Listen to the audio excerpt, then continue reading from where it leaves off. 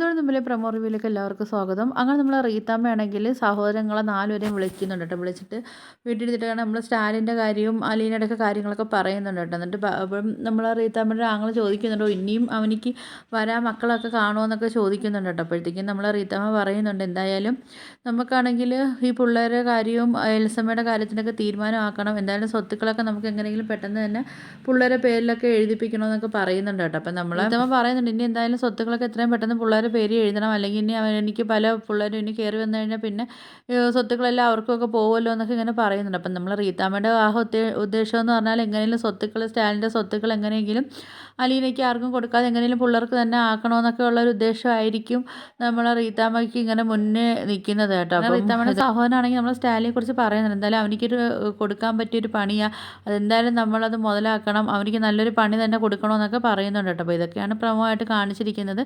അപ്പോൾ വീഡിയോസൊക്കെ ഇഷ്ടപ്പെട്ടാൽ ഒന്ന് ലൈക്ക് ചെയ്ത് ഷെയർ ചെയ്ത് സബ്സ്ക്രൈബ് ചെയ്ത് കൊള്ള ബെല്ലൈക്കൻ എനേബിൾ ചെയ്ത് ഒന്ന് സപ്പോർട്ട് ചെയ്യണേ.